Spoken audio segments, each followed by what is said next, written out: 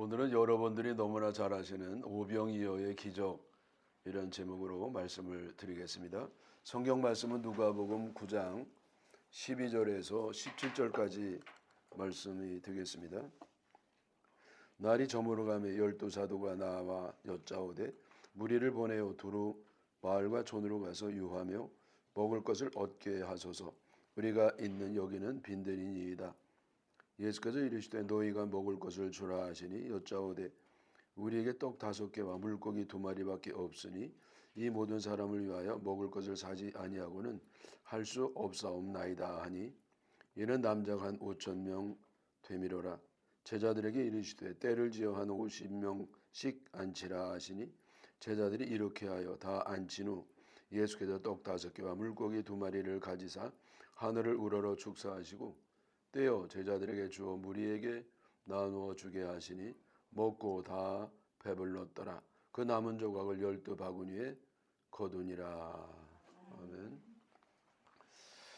오늘은 예수님께서 베풀어 주신 기적 가운데에 가장 놀랍고도 저희가 살아가는데 아주 필수적인 빵을 만든 기적 이야기입니다. 말씀의 배경은 예수님께서 이제 설교를 하시는 가운데 어느덧 해가 뉘엿뉘엿 저물어 가던 때였습니다. 보통 이맘때쯤 되면 사람들이 저녁을 먹기 위해서 집으로 갈 때였습니다. 그러나 예수님의 말씀을 듣던 사람들은 참 저녁 식사를 거르는 한이 있다 할지라도 예수님 말씀을 더 들어야 되겠다 그러면서 남아있는 사람이 그렇게 많았습니다. 이 군중들의 그 끼니를 걱정해 주던 사람들은 예수님의 제자들이었습니다. 그들은 예수님께 이 군중들이 지금 참 점심도 굶고 이제 저녁 때도 다 됐는데 우리에게는 뭐 먹을 게 없으니까 저 마을로 들어가서 좀 먹을 것을 얻어 먹게 해 주세요라고 건의를 했습니다.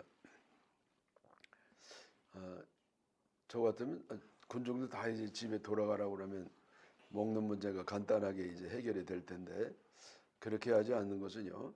저들이 그 멀리서 온 사람들이 참 많았고 뭐전 국적으로 그리고 이웃 나라까지 소문이 났으니까요.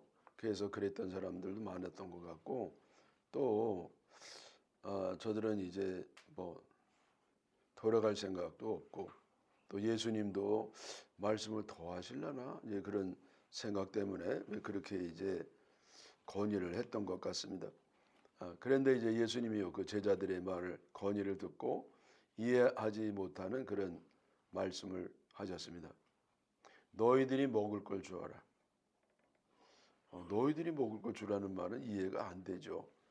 왜냐하면 제자들이 무슨 돈을 번 것도 아니고 예수님 따라다녔는 생업을 다 포기하고 주님만 24시간 따라다니는 사람들인데 자기네들이 언제 수입이 없거든요. 먹을 거 지금 갖고 다니지도 아니했고요.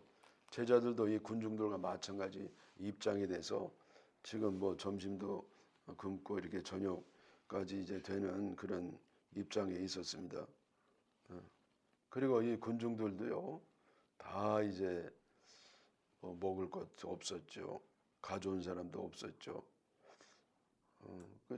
여러분이 다른 복음서에 보면 그 소년이 오병이어 그러니까 점심으로 먹으려고 싸왔던 그런 떡 5개와 물고기 2마리 그것밖에 없었잖아요. 근데 뭘 어떻게 이제 우리가 주라니 도대체 말도 안 된다. 겉으로 드러내지 않았어도 속으로 이해가 잘 안 됐을 겁니다. 그리고 이 보리떡 5개 그러니까 어린이의 그 도시락 성인 한 사람이 먹기에도 부족한 그것밖에 없는데 어떻게 우리 보고 이 먹을 걸 주라 그렇게 얘기하시느냐.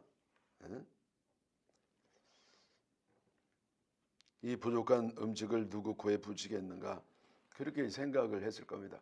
그리하여 이들이 예수님께 다시 또 말씀을 드렸죠. 우린 가진 게 없고 오병이어가 있긴 있지만은 이걸 누구 코에 붙이겠습니까? 그리고 저걸 다 이제 그러면 사서 줘야 되는데 뭐 그 살 돈도 없고 음식점도 없고 이거 뭐 난감합니다. 그런 뉘앙스로 말씀을 드렸습니다. 여러분 물론 예수님이 이런 사정을 아셨겠어요? 모르셨겠어요? 여러분 이거는 뭐 다 삼척 동자도 알 수 있는 그런 내용인데 예수님이 모르실 리가 없었죠. 그럼에도 불구하고 예수님께서 제자들에게 너희들이 먹을 걸 주라 이렇게 말씀하셨던 것은 의도가 있으신 것으로 보입니다. 그 이유가 무엇일까요? 그것은 이 굶주린 사람들에 대해서 너희들이 책임감을 가져라. 그래서 누가 이걸 주기를 바라고 또 내가 만들어줄 건 나만 너무 의지하지 말고 너희들이 최선을 다해서 저 사람들을 먹일 수 있도록 그런 책임감을 갖도록 하여라. 그게 사랑이잖아요.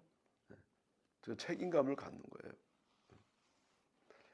예수님 말씀을 듣던 사람들은 아마도 아침 일찍부터 모여서 예수님 말씀을 듣던 사람들이었을 겁니다. 그들은요, 뭐 되게 점심을 걸렀겠죠. 물론 뭐 어린이처럼 싸운 사람도 있겠고, 그러나 뭐 참 어려웠거든요. 세 끼를 다 먹는 것만 해더라도 굉장히 참 넉넉하게 사는 그런 집안이었을 겁니다. 그리고 이제 저녁까지도 먹지 못하는 그런 상황에 놓여 있었습니다. 그래서 그래도 다행인 것이 제자들이 그들에게 관심을 가졌다는 것이죠. 저 사람들 어떻게 먹어야 되는데 참 따뜻한 마음이잖아요. 그러나 여러분 저들을 먹일 능력은 없습니다. 여러분 이거는 비단 뭐 옛날 얘기만 아니에요. 오늘날에도 하루에 한 끼만 먹는 사람들이 굉장히 많습니다. 저 아프리카라든지 또 여러 가지로 어려운 그런 사람들이 많이 있습니다. 또 우리 주변에도 알게 모르게 또 배고픈 사람, 굶주리는 사람, 뭐 먹고 살아야 되니까 빚을 내서라도 이제 그렇게 먹고 사는 그런 사람들이 있습니다. 여러분 우리는 그들에게 물론 관심이 있잖아요. 이 관심 전혀 없는 사람은 좀 예수님 믿으면서 관심 없는 사람들은 뭐 그러면 안 되죠. 적어도 관심만이라도 갖고 있어야 됩니다. 제자들도 관심만은 갖고 있었어요. 능력이 없었던 것이죠. 여러분 우리가 참 나 혼자 먹고 살기도 부족하기 때문에 뻔히 알면서도 이게 돕지를 못해요. 그래도 여러분 우리가 책임감만을 가지고 있어야 됩니다. 책임감 갖고 있으면 뭐하냐? 그래요. 그래도 마음이라도 있어야 되지 않겠습니까? 적어도 굶주린 사람에 대해서 관심을 가져야 하고 할 수 있는 대로 할 수만 있다면 콩 반쪽이라도 나누는 심정으로 그들과 나눠야 되겠다 그런 생각을 다시 한번 해봅니다. 제가 며칠 전에 그 신문을 읽다가요 여론 조사에 우리 국민 의식에 대한 조사를 한 게 있는데 그걸 제가 보고요 좀 충격을 받았어요. 왜냐하면 우리나라 통일에 대한 그 앙케이트가 있었어요. 그 통일에 대해 어떻게 생각하느냐. 근데 통일에 대해서 무관심하다. 그런 사람이 제일 많아요. 그리고 통일 안 하는 게 좋겠다. 그런 사람도요 한 30%인가 돼요. 그게 합해서 보니까 한 70% 넘는 사람들이 통일에 대해서 부정적인 생각을 갖고 있습니다. 통일을 안 하든지 아니면 아예 거기에 대해서 무관심하는 그런 사람들이 70% 이상이나 돼요. 여러분 지금 이북의 우리 동포들이요 공산주의라고 하는 강도를 만나가지고 피를 철철 흘리면서 노예 생활을 하고 있는데 어떻게 거기에 대해서 무관심할 수가 있습니까? 혹시 뭐 하나님 말씀도 모르고 예수님도 모르는 사람이라면 모르거니와 우리 예수 믿는 사람들이 선한 사마리아 교훈을 뭐 모르는 사람이 없는 우리들이 저 이북 동포들에 대해서 무관심한다고 하는 것은 그리고 통일이 안 돼도 그게 더 좋다고 생각하는 것은 너무 지나친 이기적인 생각으로 보입니다.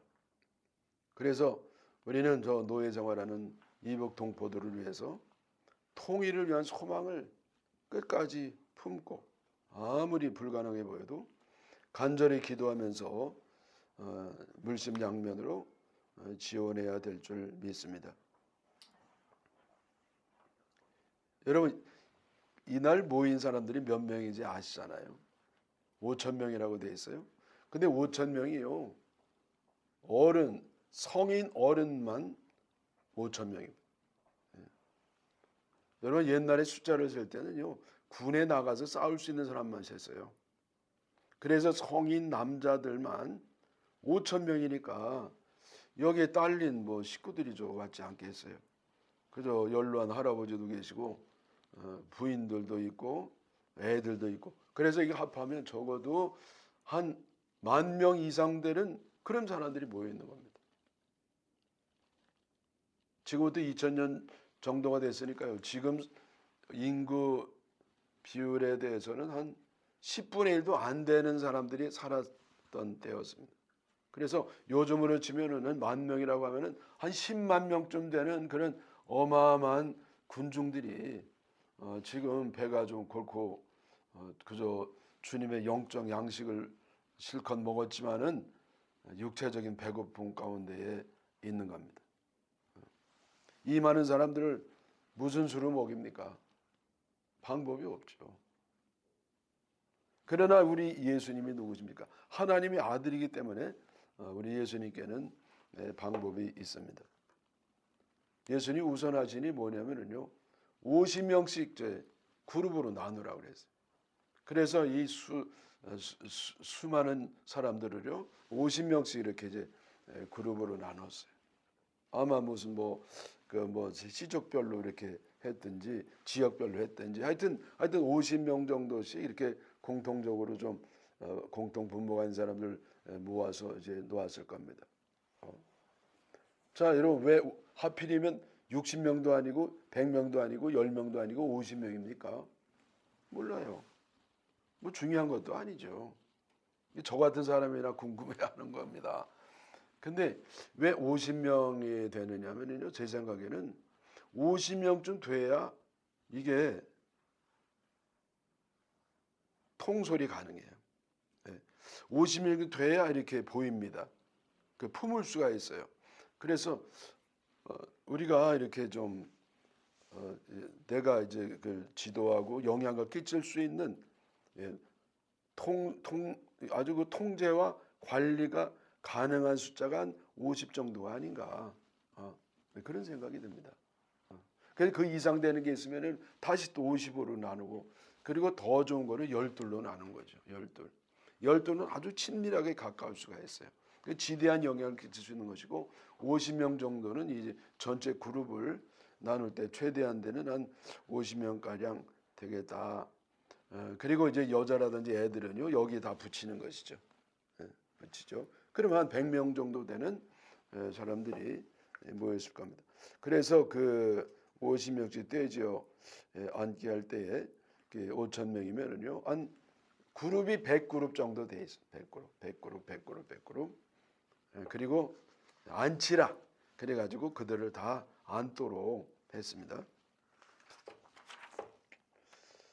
자, 여러분, 1만 명을 그대로 두면 통제와 관리가 불가능합니다.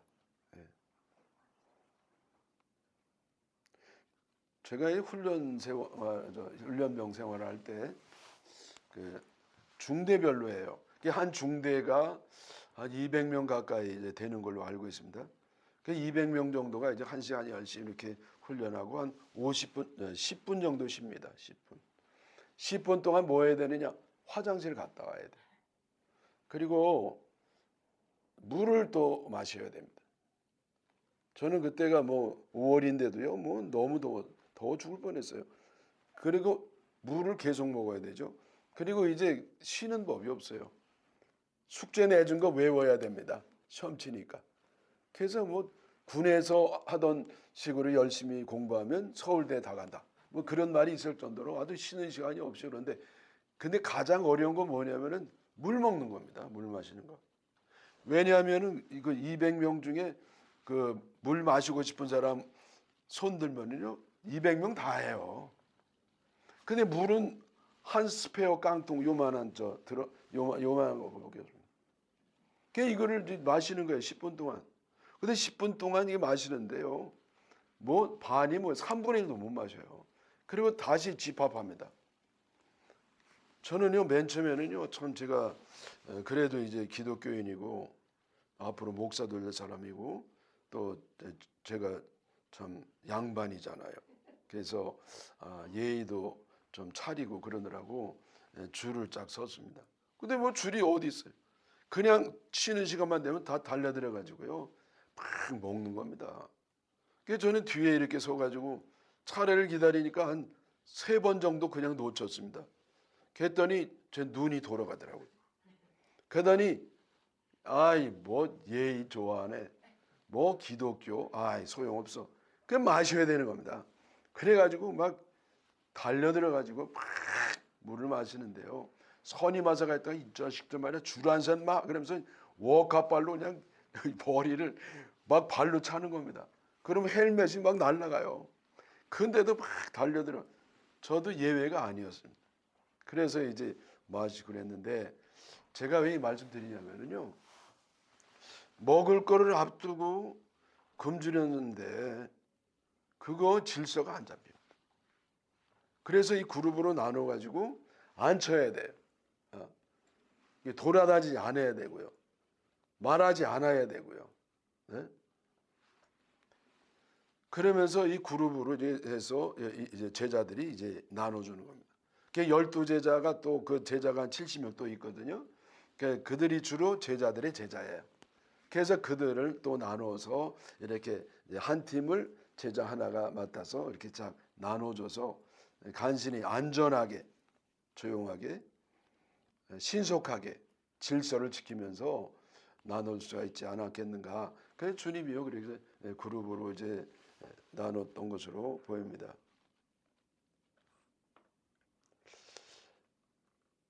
예수님이 군중들을 앉도록 하신 것도 통제와 관리를 위해서 필수적인 것이었습니다.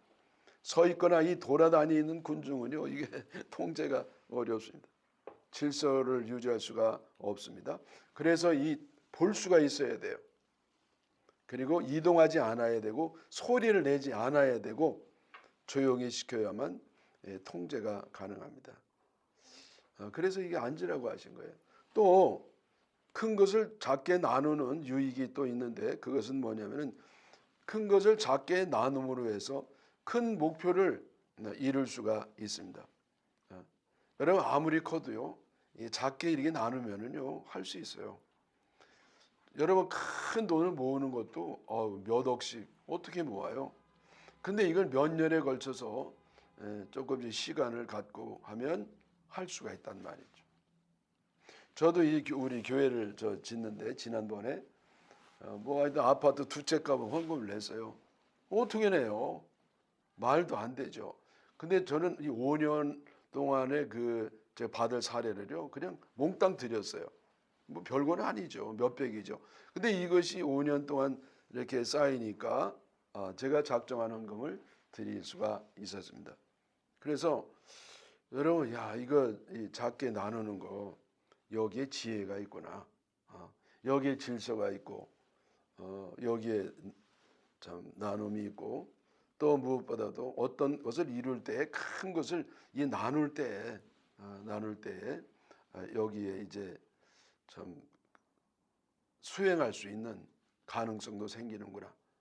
여러분 이 웨슬레가 하여튼 지금 뭐 세계적으로 큰 교단이 되었는데 그 주요한 이유 간의 하나가 뭐냐면 셀 조직입니다. 셀 조직. 그게 작게 이렇게 나눴기 때문에 그게 제도가요 잘 이렇게 유지가 되고 더 성장이 될 수가 있었습니다. 또 어떤 사람들은요 오병이의 기적을 이제 합리적으로 설명하는 사람들도 있습니다. 합리적으로. 그러니까 어린이가요 자기 먹을 걸 또 먹지 아니하고 희생적으로 이렇게 내놓으니까 어른들이요 그것 때문에 좀 부끄러웠고 그래서 이제 감동받아 가지고 자기들이 먹으려고 이제 가져왔던 거 이거 근데 내놓으면 누구 코에 붙여요. 자기도 못 먹게 되잖아요. 그랬던 사람들이 다 내놓으면서 결국은 오병이어 기적이 일어나게 된 것이다. 그러니까 예수님이 뭐 이렇게 기적을 베풀었다는 것보다도 그 소년의 그 도시락 내놓은 거기에 감동을 받아가지고 다 이렇게 동참함으로써 오병이어를 해르게 하게 됐다. 그런 얘기가 있습니다만은 전 그렇게 생각하지 않습니다. 물론 굉장히 그럴듯한 말입니다. 근데 여기 핵심은 뭐냐면은 예수님이 누구냐는 거예요. 예수님이요 보통 아주 위대한 참으로 위대한 그러한 예언자가 아니라 하나님의 아들로서 이렇게 기적을 베푸시는, 그리고 우리가 먹는 것 때문에 굶주릴 때 먹여줄 수 있는 유일한 분이라고 하는 것을 드러내는 것인 줄 믿으시기를 바랍니다. 여러분, 예수님이 그 오병이어를 가지고 기적을 베푸시기 전에 하신 일이 있어요. 그것은 축사하신 겁니다. 오병이어를 가지고 주님이 하늘을 우러러 축사를 하셨다. 축사가 뭡니까? 유카리스트, 이건 감사입니다. 감사하셨다는 겁니다. 그래서 감사했을 때에 놀라운 기적이 일어난 겁니다. 여러분, 우리가 기도했는데 뭐 주님이 응답해 주지 않으면은요 감사보다는 불만이 이렇게 쌓일 때가 많습니다. 근데 이제는 이 기적을 경험하기 위해서는 감사해야 돼. 그래서 작은 감사가 큰 기적을 일으키는 촉발제가 될 수 있습니다. 그래서 여러분 우선 이 감사하는 저희들이 되기를 바랍니다. 자, 오늘의 결론적인 말씀은 17절입니다. 그건 뭐냐면은 이 5천 명이요. 그리고 남자만이니까 한 1만 명 정도 된 사람들이요. 오병이어 소년의 도시락 하나를 가지고 충분히 배불리 먹고 12광주리가 남았다는 겁니다. 여기 남았다는 데 큰 결론과 교훈이 저희들에게 있습니다. 대개는 안 남아요. 저도 이제 교회에서 많이 이제 행사를 했잖아요. 그러면 선물을 주지 않습니까? 그래서 한 뭐 1,000개를 만들 것 같으면은요, 1,000개 만들면은요, 그 딱 맞추면은요, 꼭 모자라요. 그래서 10% 아니면 뭐 20% 정도 그렇게 이제 준비를 합니다. 그러면 그게 어지간히 맞아요. 왜 딱 맞추면은 안 맞느냐? 더 가져가는 사람 때문에. 꼭 더 가져가는 사람이 있어요. 근데 왜 더 가져가느냐? 보면은요 전도할 사람 때문에 더 가져간다는 거예요. 그래서 사전에 얘기를 해서 더 만들도록 해야 되는데 아무 말도 안 있다가 받을 때 더 가져간. 그러면서 전도 때문에 가져간다고 그래요. 어쨌든 뭐 전도해서 가져간 잘한 일이죠. 더 아쉬운 건 미리 말하면 더 좋았을 텐데. 근데 탐심으로 가져가는 사람이 있었겠어요, 없었겠어요? 네, 전 없을 것으로 믿습니다. 제가 뭐 목회한 교회는 그런 사람 안 계셨겠죠. 근데 여러분 보면 이 탐심이라는 것 때문에 모자랍니다. 자, 여러분 세계적으로 지금 가장 큰 문제가 뭡니까? 경제예요, 경제. 먹고 사는 문제입니다. 이 먹고 사는 문제가요, 참 이게 영원한 숙제입니다. 모자라요. 이 부자 나라는 부자 나라대로 모자라고 가난한 나라는 가난한 나라대로 모자라고 하여튼 모자랍니다. 특별히 경제적으로 어려울 때는요. 빈익빈 부익부가 더 심화됩니다. 그래서 부자들은요. 하여튼 경제적으로 어려울 때 더 부자가 돼요. 환율이 높으니까. 그리고 가난한 사람은 더 가난해집니다. 그래서 빈익빈 부익부가 더 심화됩니다. 자, 그럼 여러분 이걸 해결할 방법이 없으니까? 있어요. 근데 이거를 해결하려고 나선 게 누구냐? 공산주의예요. 이 공산주의는요. 왜 우리가 가난하냐? 부자들이 다 그냥 처먹어 가지고 우리가 가난하게 됐으니까 그 부자들 거를 뺏어 가지고 이 가난한 자에게 골고루 나눠주면 다 골고루 배불리 먹을 수 있다. 파라다이스가 이것이 공산주의의 허상입니다. 이게 되는 적이 없어요. 그냥 그거를 이 프로레타리아 독재라고 그러잖아요. 그 독재자들이요. 그 몇 명만 큰 갑부들이 됩니다. 수천억씩 갖고 있어요. 근데 이 가난한 사람은 더 가난의 늪에 빠져버리는, 여러분 이것이 바로 공산주의입니다. 여러분 우리 기독교인들은 어떻게 해야 되죠? 이 부자들은요 정말 가난한 사람을 불쌍히 여기고 사랑을 실천해야 됩니다. 사랑을 실천해야 돼요. 그리고 가난한 사람들은 뭐 해야 되냐? 부자를 미워하지 말아야 돼. 오히려 존경해야 됩니다. 그러면서 함께 하나 되어 나갈 때에 이 모자라지 아니하는 그런 일이 일어날 줄 믿습니다. 여러분 하여튼 우리가 예수님의 오병이어가 우리의 삶 속에서도 이루어지기를 축원합니다.